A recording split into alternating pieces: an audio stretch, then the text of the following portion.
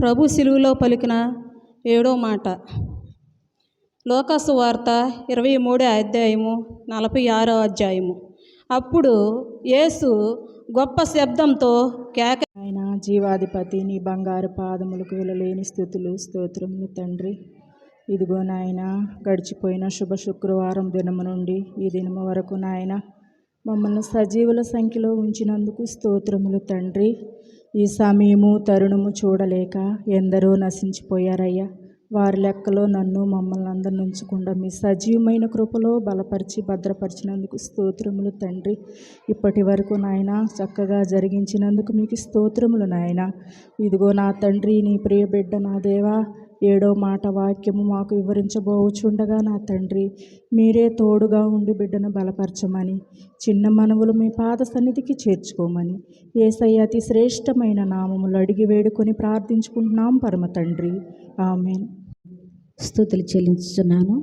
మొదటగా సమయం ఇచ్చిన అయ్యగారికి నా హృదయపూర్వక వందనాలు చెల్లిస్తున్నాను. యేసు ప్రభువారు సిలువలో పలికిన 7 మాటల్లో 7వ మాట దేవుడు పలికిన మాట. అప్పుడు యేసు గొప్ప శబ్దంతో కేక వేసి, తండ్రి, నీ చేతికి నా ఆత్మను అప్పగించుచున్నానని ఆయన ఇలాగు చెప్పి ప్రాణము విడిచాను. యేసు ప్రభువారు 7 మాటలు సిలువలో పలికినాడు. మొదటి మాటగా సహోదరి చెప్పి, మన ఆత్మీయ తల్లి చెప్పింది, తండ్రి, వీరేమి చేయుచున్నారో వీరెరుగను గనుక వీరిని క్షమించమని పలికాడు యేసు ప్రభువారు. మరి అనేకులు ఆయన్ని హింసిస్తున్నప్పుడు, దూషిస్తున్నప్పుడు, ఆయన మీద అనేక విధాలుగా మాట్లాడుచున్నప్పుడు కూడా యేసు ప్రభువారు ఏం చేశాడు? తండ్రి, వీరేమి చేయుచున్నారు వీరెరుగను గనుక వీరిని క్షమించమని పలికాడు. 2వ మాటగా యేసు ప్రభువారు, నేడు నీవు నాతో కూడా పరదేశిలో ఉందామని మాట్లాడి ఉన్నాడు. 3వ మాట ఏం మాట్లాడి ఉన్నాడు? అమ్మా అని తల్లికి తన సహోదరునిచ్చి అభయమిచ్చి ఉన్నాడు, ఆదరణ కలుగు చేసినాడు.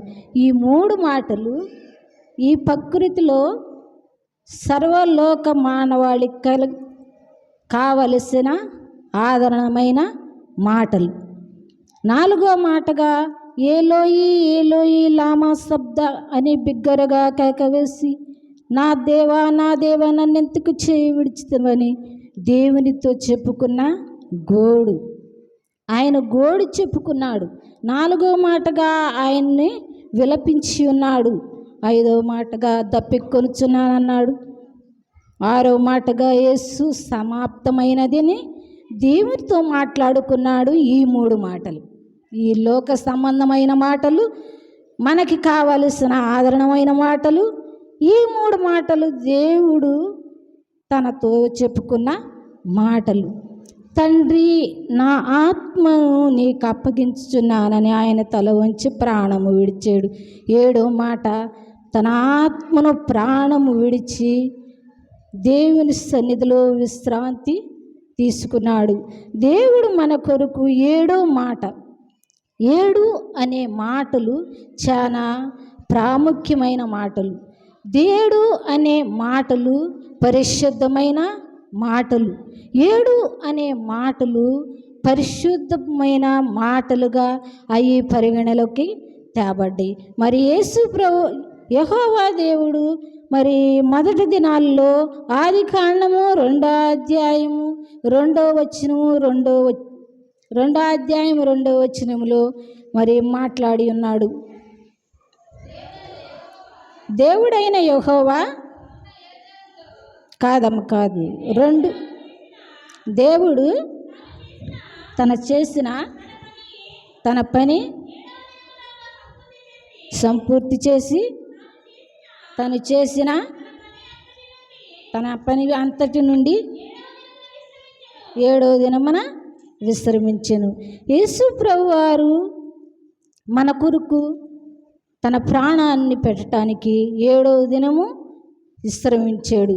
7వ దినమును 7 మాటలుగా సంబోధించి 7 మాటలు ఆత్మను, తన ఆత్మను నీ కొరకు, నా కొరకు, మన సర్వమానవాళి వాళ్ళ కొరకు ఆయన ప్రాణమును విడవటానికి సిద్ధపడ్డాడు. ప్రాణము మరి సహోదరి చెప్పినది మరి కవళమక్క, నీరు, రక్తము, ప్రాణము కావాలి. మనిషి బ్రతకాలంటే ఈ 3 ప్రాముఖ్యమైనవి. ఈ 3 కావాలి కనుక యేసు ప్రభు వారు గల్గోతా కొండలోకి వెళుచున్నప్పుడు తన రక్తమంతయు ఎక్కడ పోయింది? వీధులలో పోయింది. వీధిలో పోయినప్పుడు ఆయన ఏం మాట్లాడి ఉన్నాడంటే, తండ్రి వీరేమి చేయుచున్నారో వీరెరు గనుక వీరునికి క్షమించమని పలికాడు. మరి అలాగనే యేసుప్రభు వారు రక్తమంతయు నీ కొరకు, నా కొరకు మరి ఆ కలవరిగిరిలో కార్చి ఉన్నాడు. కలవరిగిరిలో కార్చినప్పుడు 7వ దినమును విశ్రాంతిగా దినముగా ఎంచుకున్నాడు. ఆయన మరి మన కొరకు 7వ దినము 7వ మాటగా తండ్రికి ప్రాణాన్ని అప్పగించడానికి సిద్ధపడి ఉన్నాడు. మరి ఆయన ఆత్మ కొరకు మనం ఏం కలిగి ఉన్నాము? ఆయన ఆత్మలో మనం తీవ్రత కలిగి దేవుని సన్నిధిలో పరాధేయపడి, ప్రభువా మమ్మల్ని ఒక్కసారి జ్ఞాపకం చేసుకో అని దేవుడు మరి ఇదిగో 6వ మాటలో సమాప్తమైనదని ఆత్మ అప్పగించి ఉన్నాడు. మొదటిగా ఆత్మ అప్పగించి ఉన్నాడు. మరి యేసుప్రభు వారు ఇదిగో 7వ మాటలో ఆయన మాట్లాడుచున్నాడు. ప్రాణం ఎక్కడో తల్లడిల్లుచున్నది, ప్రాణం ఏడో కొట్టుకులాడుచున్నప్పుడు తండ్రికి కుమారుడికి కలిగిన సంబంధం మాట్లాడుతున్నాడు. తండ్రి నా ఆత్మని నీ చేతికి అప్పగిస్తున్నానని మాట్లాడుచున్నాడు. 7 మాటలలో అనేకమైన మాటలు ఉన్నాయి. 7 మాటలు, ప్రాముఖ్యమైన మాటలు చాలా ఉన్నవి. మరి ఇందాక చెప్పినప్పుడు సహోదరుడు కుమారుడు అలెగ్జాండర్ చెప్పినప్పుడు రాహాబు వేశ్యగాడకు వెళ్ళినప్పుడు మరి ఆ ఎరుకో పట్టణాన్ని కోలవటానికి వెళ్ళినప్పుడు ఆ ప్రజలందరూ 7 మారులో ఆ గ్రామం చుట్టి తిరిగి మరి 7 బోరలు ఊదినప్పుడు కేక వేశాడు. ఒక కేక యాజకుడు కేక వేశాడు, యెహోషువ కేక వేశాడు. ఏమని కేక వేశాడంటే, అయ్యా ఒక్కసారి జ్ఞాపకం చేసుకోండి, అక్కడ ఒక ఆత్మ ఉన్నది. ఎవరు ఆమె? రాహాబు అన్నది ఆమె మన దేవదూతలను దాచిపెట్టి ఉన్నది, మీరు జ్ఞాపకం చేసుకోమని అడిగాడు. మరి యేసు ప్రభువారు సిలువలో ఉండి కూడా మరి ఆ రాహాబు యేసుని కూడా జ్ఞాపకం చేసుకున్నట్టే కదా. 7 మార్లు ఆ గ్రామం చుట్టూ తిరిగారు కదా, ఆ పట్టణం చుట్టూ తిరిగారు కదా. వారు ఆ పట్టణం తిరిగి మరి కేక వేసినప్పుడు మరి అప్పుడు మరి ఒక మాట మాట్లాడుతున్నాడు. ఆత్మలో ఇదిగో తొట్టిలి లేని నీళ్లు తొలిపించుకున్నారన్నాడు. మరి ఆత్మనే దప్పిక కలిగి మనము ఆత్మనే సన్నిధిలో మనం కలిగి మరి అనేక దినాలు ఎన్నో ప్రార్థనలు చేస్తున్నాము, ప్రభు వారిని గురించి మాట్లాడుకొనిచున్నాము. అయినను మన బుద్ధి మారట్లేదని సహోదరి చెప్పింది. కానీ ఎవరి క్రియ వారిదే, ఎవరి భక్తి వారిదే. నీ భక్తి నా ఎంపటి రాదు, నా భక్తి నీ ఎంపటి రాదు. మనం ఒకరిని విమర్శించేవారుగా ఉండకూడదు ఈ లోకంలో. ఎవరి భక్తి వారిదే. ప్రభువా నేను ఎలా ఉన్నాను, నా క్రియలు ఎలా ఉన్నాయి అని మనం సరి చేసుకునేవారుగా ఉండాలి. యేసు ప్రభు వారు మరి ఆ సిలువలో పలికినప్పుడు 7వ మాట తండ్రి, మరలా చదువమ్మా, తండ్రి నా ఆత్మను నీ చేతికి అప్పగించుచున్నానని ప్రభువు ఆయన ఇలాగూ చెప్పి ప్రాణము విడిచాడు. ఆ యేసు ప్రభువారు రమారమి మొదటగా ముందు చదవమ్మా 44. అప్పుడు రమారమి మధ్యాహ్నమాయను, అది మొదలుకొని 3 గంటల వరకు ఆ దేశం అంతటి మీద చీకటి కమ్మిన. చాలా ఉండు. అప్పుడు రమారమి మధ్యాహ్నము 3 గంటలైంది. మరి ఆ మొదటిది 3 గంటలైన ఆ దేశమంతయు చీకటి కమ్మింది. ఆ దేశమంతా చీకటి కమ్మి సూర్యుడు అదృష్టమాయను, గర్భాలయపు తెర నడిమికి చినిగింది. యేసు ప్రభువారు గొల్గోతా కొండ మీద తన ప్రాణాన్ని విడిచినప్పుడు, గొల్గోతా కొండ అంటే మరి ఆ యెరూషలేముకి చాలా దూరం ఉన్నది. ఆయన ప్రాణం విడిచినప్పుడు గర్భాలయపు తెర నడుముకి చినిగినప్పుడు మరి సూర్యుడు ఏమయ్యాడు? అదృశ్యమైనప్పుడు ఆ 3 గంటల సమయం వరకు అక్కడ ఏమీ కనబడలేదు. కేకలు వేసినప్పుడు అప్పుడు తండ్రి అంటున్నాడు, తండ్రి నీ చేతికి నా ఆత్మను అప్పగించుచున్నానని ఆయన ఇలాగ చెప్పి ప్రాణము విడిచెను. ఆ ప్రాణము ఈ బైబిల్ గ్రంథం మీద అంతటా కూడా ప్రాణం యేసు ప్రభు వారు ఎక్కడ చూసినా చనిపోయిన వారిని లేపేడే కానీ ఎవరు ప్రాణం పెట్టిన వారు లేరు. ఆయన తప్ప మరి ఎవరు లేరు.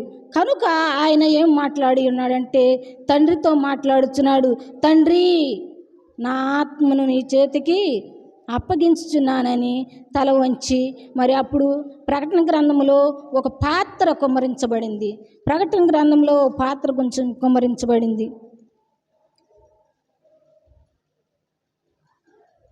16వ అధ్యాయం, ప్రకటన గ్రంథం 16వ అధ్యాయము 17వ వచనము. 7వ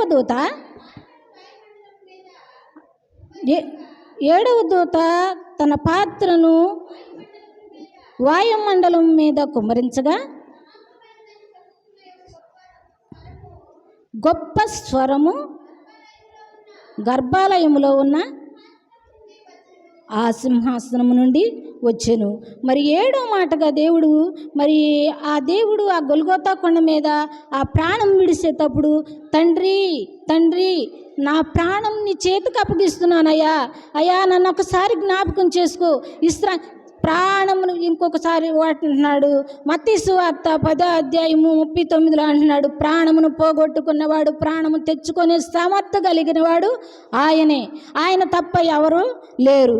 మరి 7వ పాత్ర భూమి మీద కుమ్మరించబడినప్పుడు సింహాసనం కదిలించిందంటే ఆ లోకంలో మరి యెరూషలేములో ఆ పాత్రను కుమ్మరించినప్పుడు యేసు ప్రభువు ప్రాణం విడిచినప్పుడు మరి సింహాసనము కదిలించబడింది, గర్భాలయపు తెర చినిగినప్పుడు మరి నీకు నాకు మాదిరిగా మరి ఆ గర్భాలయపు తెర నడుముకి చినిగినప్పుడు నేనే మార్గము, నేనే సత్యముని, నేనే జీవమునని యేసు ప్రభువారు మనతో కూడా మాట్లాడి ఉన్నాడు.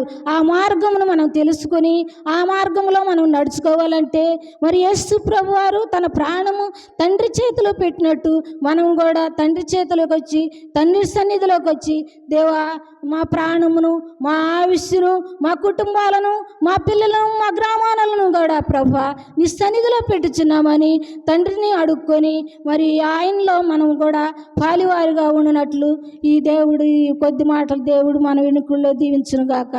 ఆమేన్.